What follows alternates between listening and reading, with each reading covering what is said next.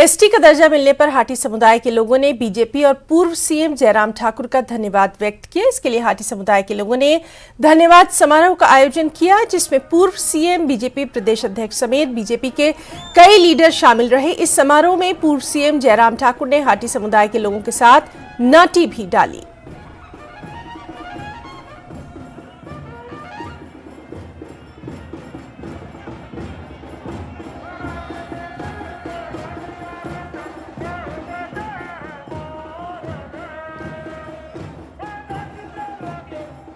समझता है कि लगभग 56 वर्षों का संघर्ष जो सिरमौर जिला के अंतर्गत हाटी की एक मांग थी, ट्राइबल दर्जे की एक मांग थी, उस मांग को पूरा करने के लिए चला हुआ था।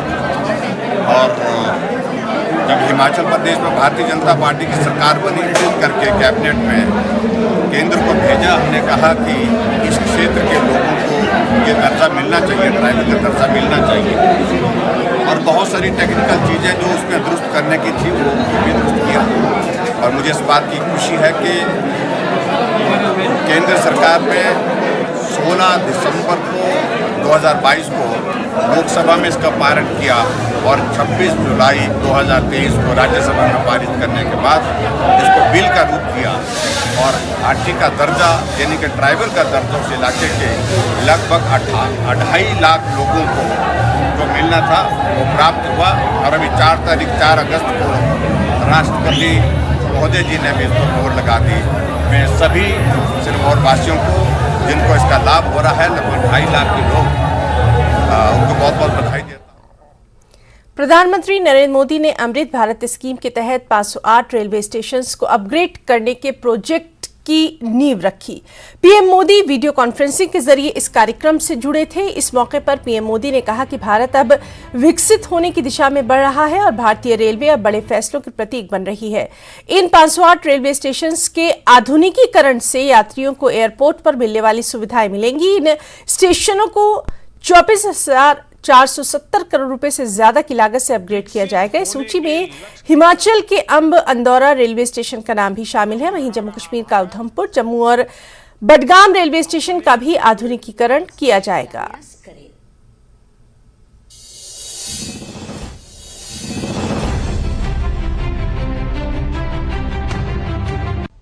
विकसित होने के लक्ष्य की तरफ कदम बढ़ा रहा भारत अपने अमृत काल के प्रारंभ में है। नई ऊर्जा है, नई प्रेरणा है, नए संकल्प है। इसी आलोक में आज भारतीय रेल के इतिहास में भी एक नए अध्याय की शुरुआत हो रही है। भारत के करीब 1300 प्रमुख रेलवे स्टेशन अब अमृत भारत रेलवे स्टेशन के तौर पर विकसित किए जाएंगे। उनका पुनर्विकास होगा, आधुनिकता के साथ होगा। इसमें से आज 508 अमृत भारत स्टेशनों के पुनर्निर्माण का काम शुरू हो रहा है और इन 508 अमृत भारत स्टेशंस के नवनिर्माण पर करीब 25,000 करोड़ रुपए खर्च किए जाएंगे। आप कल्पना कर सकते हैं, ये देश के इंफ्रास्ट्रक्चर के लिए, रेलवे के लिए और सबसे बड़ी बात है मेरे देश के सामान्य नागरिकों के लिए ये कितना बड़ा अभियान होने वाला है। इसका लाभ देश के लगभग सभी राज्यों को मिलेगा। वहीं ऊना के अंब अंदौरा के पुनर्विकास की नींव रखने के मौके पर कार्यक्रम में राज्यपाल शिव प्रताप शुक्ल, केंद्रीय मंत्री अनुराग ठाकुर, विधायक सतपाल सिंह सत्ती, विधायक चैतन्य शर्मा, स्थानीय विधायक सुदर्शन सिंह बबलू ने शिरकत की। केंद्रीय मंत्री अनुराग ठाकुर ने कहा, पुनर्विकास योजना के बाद इस रेलवे स्टेशन पर यात्रियों को विश्व स्तरीय सुविधाएं उपलब्ध होंगी। वहीं राज्यपाल शिव प्रताप शुक्ल ने कहा कि अंब अंदौरा रेलवे स्टेशन यहां के स्थानीय लोक कला और संस्कृति का परिचायक बनकर उभरेगा। केवल इस अंदौरा स्टेशन पर ही, अंब अंदौरा स्टेशन पर ही नहीं, बल्कि आदरणीय प्रधानमंत्री जी ने देश के 508 स्टेशनों को जो है वह अमृत भारत स्टेशन बनाने के प्रक्रिया में शिलान्यास किए हैं। यहाँ पर भी हम लोग उसी क्रम में उपस्थित हैं। मैं भी हूँ, अनुराग जी भी हैं, यहाँ के विधायक भी हैं। यह एक ऐसा स्टेशन होगा जिसकी भव्यता यहाँ के लोक कला और सांस्कृतिक दृष्टि को रख करके उस बिल्डिंग को बनाया जा रहा है। मुझे लगता है कि वंदे भारत एक्सप्रेस जैसी एक्सप्रेस भी यहाँ से चलनी शुरू हुई। मैं प्रधानमंत्री जी को इसके लिए साधुवाद दूंगा, धन्यवाद दूंगा कि उन्होंने इस प्रकार की योजना को हिमाचल से शुरू करने का काम किया। सामरिक और पर्यटन दृष्टि से महत्वपूर्ण कीरतपुर मनाली 4 लेन आज से ट्रैफिक ट्रायल के लिए शुरू हो गया। कीरतपुर से नेरचौक के इस पैच में 2 टोल प्लाजा रहेंगे। टोल प्लाजा को अभी ऑपरेशनल तौर पर शुरू किया जाएगा। इस 4 लेन की लंबाई करीब 77 किलोमीटर है। केंद्रीय सड़क परिवहन मंत्रालय ने वाहन चलाने के लिए यहां गति के मानक निर्धारित कर दिए हैं। इस 4 लेन पर वाहनों की स्पीड 40 से 60 किलोमीटर प्रति घंटा रखी गई है। कीरतपुर और नेरचौक के बीच 5 टनल, 37 पुल बनाए गए हैं और इन पर 4,200 करोड़ की लागत आई है और इसमें 11 साल का वक्त लगा है। कीरतपुर नेरचौक 4 लेन का ट्रायल बेस आज से शुरू हुआ। वहीं टोल फ्री के मुद्दे पर स्थानीय लोगों की कर्मचारियों से तू-तू मैं भी हुई। जिला परिषद के उपाध्यक्ष मान सिंह की अगुवाई में स्थानीय लोगों ने टोल फ्री करने की मांग की। उनका कहना है कि स्थानीय जनता को टोल फ्री की सुविधा होना आवश्यक है। परिवहन मंत्री कुछ दिन पहले आए थे तो उनके द्वारा यही बताया था कि उनके भी 6 महीने के बाद जो टोल प्लाजा है ये चालू होगा। पर बड़े दुख की बात यह है कि उनके 6 दिन भी नहीं बीत पाए और आज इन्होंने जो टोल प्लाजा 8 बजे इन्होंने शुरू कर दिया। तो आम लोगों की समस्या को देखते हुए, जैसे कि नेशनल हाईवे अथॉरिटी ने इसको जो 20 किलोमीटर की छूट दी है, पर जो छूट दी है वो गलत तरीके से दी है। क्योंकि उसमें क्या है, इसमें एक पास की प्रथा रख ली। क्योंकि उसमें क्या है, 330 रुपये का जो पास है ये पर मंथ। और जैसे हमारी साथ लगती बघेरी पंचायत है, कराड़ी पंचायत है और खिलियाँ पंचायत है, ये सभी पंचायतों के यहाँ हमारे प्रधान और उप प्रधान और सभी जो भी ग्रामीण है सब आए हैं। तो नेशनल हाईवे अथॉरिटी से और मैं अपने भारत सरकार से हम यही मांग करते हैं और जिला प्रशासन से भी, क्योंकि जो हमारे कुछ लोग ऐसे हैं जिनकी ज़मीन पंजाब में घर है और ज़मीन हिमाचल में है, और जिनके घर हिमाचल में और ज़मीन पंजाब में, उनको 10 बार इधर जाना पड़ता है, 10 बार उधर जाना पड़ता है।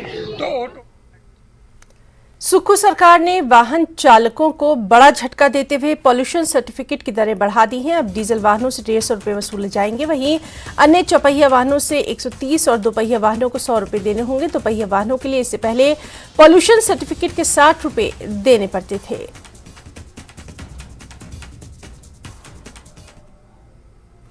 कभी पानी की समस्या से जूझने वाले गांव में कैसे एक महिला की पहल ने दशकों से चली आ रही समस्याओं का चुटकी में हल निकाल लिया।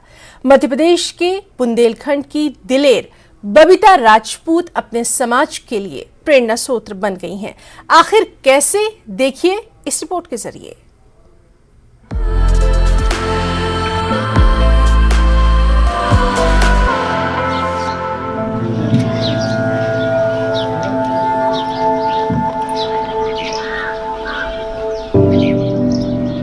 मध्य प्रदेश के बुंदेलखंड क्षेत्र में जल संकट से जूझते हुए जहां महिलाएं अपने घरेलू उपयोग के लिए पानी लाने के लिए कई किलोमीटर की यात्रा करती थीं। गांव की एक युवा निवासी बबीता राजपूत ने उस समस्या को हल करने का एक तरीका निकाला, जिसने उन्हें सदियों से परेशान कर रखा था। हमारे गांव में पानी की अत्यधिक समस्या थी, जहां पर अगर हैंडपंपों पर देखा जाए तो लाइन लगाकर लोग खड़े होते थे और सर पर 3 से 4 घड़े लेकर महिलाएं आती थीं। 2 सर पर, एक हाथ में, एक कमर पर, इस प्रकार से पानी भरती थी। 100 से अधिक महिलाओं के एक समूह का नेतृत्व करने वाली बबीता राजपूत ने एक एनजीओ के साथ सहयोग किया और अपने सूखे तालाब को पास की नहर से जोड़ने के लिए एक पूरे पहाड़ को खोद डाला। महिलाओं ने करीब 160 मीटर लंबे पहाड़ को काटकर रास्ता बनाने का बीड़ा उठाया। बबीता, जिन्होंने अन्य महिलाओं के साथ मिलकर इस बड़े काम को अंजाम दिया। बहुत अच्छी खुशी मिलती, बहुत अच्छा लगता है। हमारे यहाँ पशुपालन भी रहते हैं, सब हरा भरा अच्छा लगता है, खेती बाड़ी भी अच्छी होती है।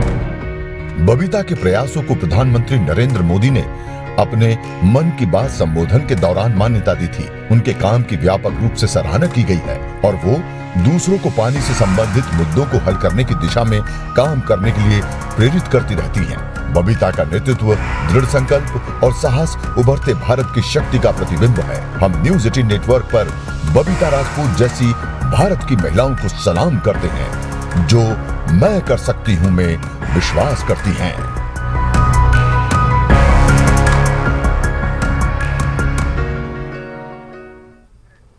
और यहां रुकना चाहेंगे एक छोटे से ब्रेक के लिए।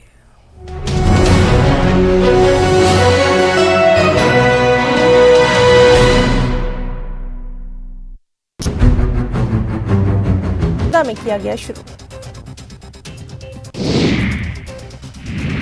कुल्लू के बिजली महादेव मंदिर में श्रावण मास में श्रद्धालुओं की भीड़। मान्यता है कि यहां प्राचीन शिवलिंग के दर्शन पूजा करने से श्रद्धालुओं की हर मनोकामना होती है पूरी।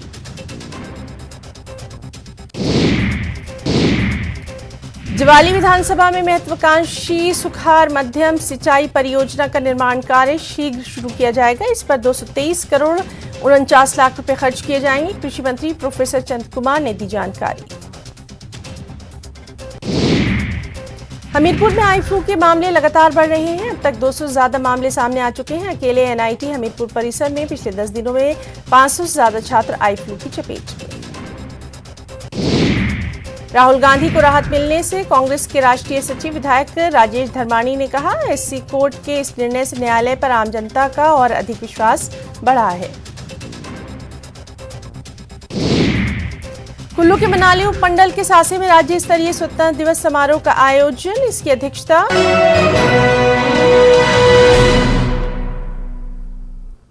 और ब्रेक के बाद खबरों को आगे बढ़ाएंगे। इंटक के प्रदेश कार्यकारी अध्यक्ष एडवोकेट भगत सिंह वर्मा ने बिलासपुर एम्स प्रशासन पर मनमानी का आरोप लगाया और कहा कि एम्स में समानांतर सरकार चल रही है। उन्होंने कहा कि हिमाचल प्रदेश से केंद्र के 2 बड़े भाजपा नेताओं के इशारे पर एम्स प्रशासन काम कर रहा है।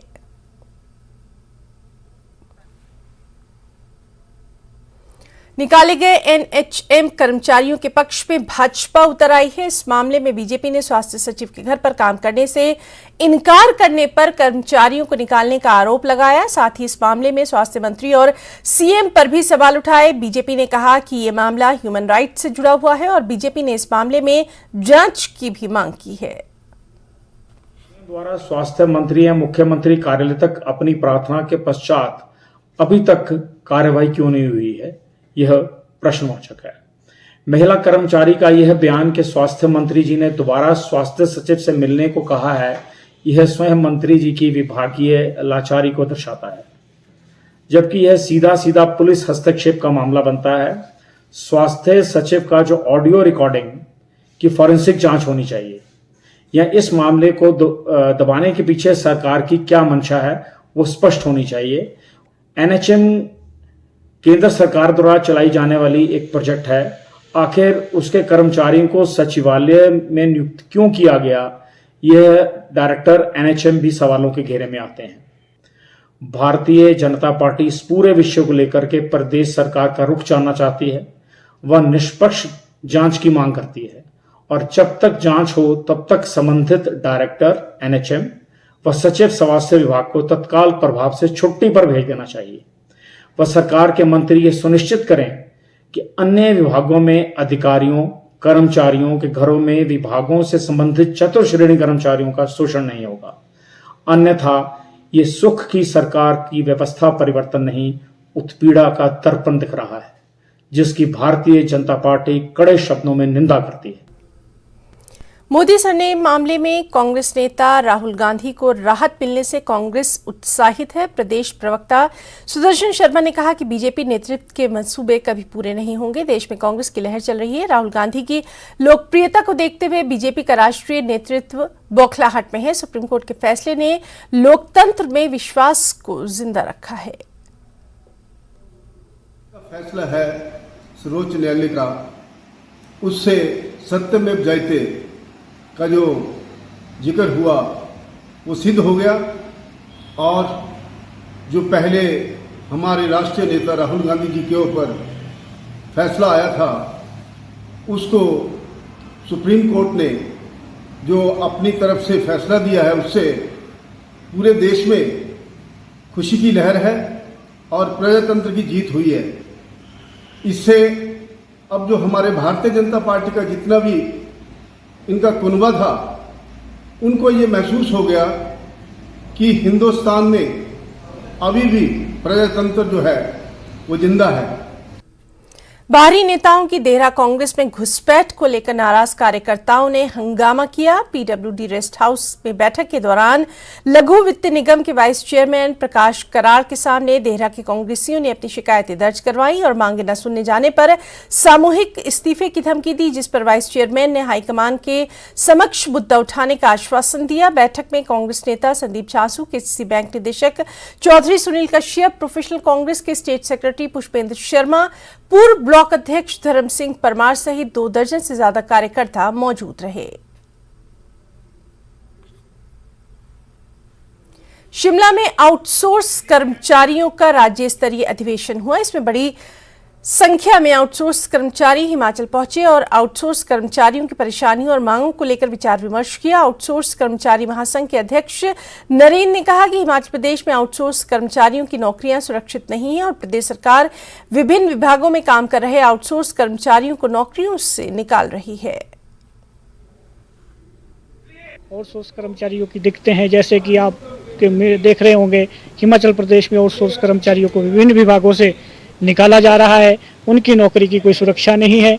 आपने पीछे देखा होगा कि कोरोना काल के समय जो हमारा कोविड वॉरियर जो जिसे सरकार ने नाम दिया, वो कोरोना के समय जो हमारी नौकरी में वहाँ पे सेवाएं दी लोगों ने, उन्हें भी जो है बीच में नौकरी से निकाल दिया गया था। ऐसे अनेक विभिन्न विभागों में ऐसे उदाहरण हैं कि आउटसोर्स कर्मचारियों से नौकरी से निकाला जा रहा है। हिमाचल प्रदेश में भी जो है एक न्यूनतम वेतन जो है इतना ज़्यादा नहीं है कि जिससे हिमाचल प्रदेश में आउटसोर्स कर्मचारियों का गुजारा हो सके। हम इस सम्मेलन के माध्यम से ये भी मांग करते हैं कि 7वें वेतन आयोग की सिफारिशों के अनुसार जो 26,000 एक न्यूनतम वेतन जो है 7वें वेतन आयोग ने तय किया है वो हिमाचल प्रदेश में लागू किया जाए।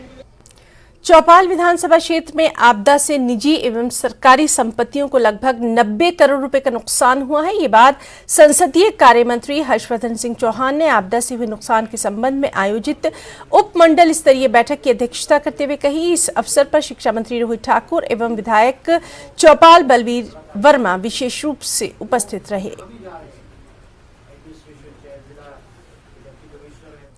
सोलन से खबर है, जहां भारी बारिश से एचआरटीसी विभाग को काफी नुकसान हुआ है। एचआरटीसी के अधिकतर रूट बारिश के बाद अभी तक बाधित है।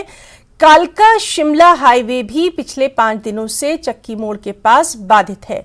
एचआरटीसी सोलन के आरएम दर्शन सिंह ने बताया कि चंडीगढ़ से शिमला की ओर जाने वाली लॉन्ग रूट की बसें नाहन होकर शिमला की ओर जा रही हैं और जो बसें लोकल रूट पर चली हैं वो भी सुचारू रूप से अपनी सेवाएं दे रही हैं।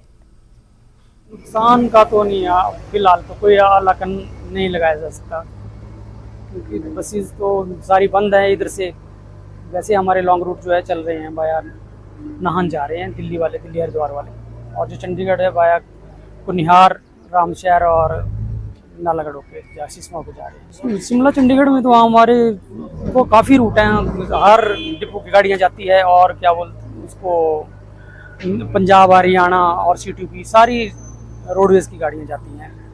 हर 10-15 मिनट के बाद जो है एक बस हो जाए। अभी तो ऐसा है कि जब तक रोड नहीं खुलता तब तक तो बड़ा मुश्किल है यहाँ से, और ऐसा लग रहा है स्पॉट को देख के कि छोटी गाड़ी के लिए शायद 1-2 दिन में ओपन हो जाएगा, लेकिन बड़ी गाड़ी के लिए तो अभी बहुत मुश्किल है।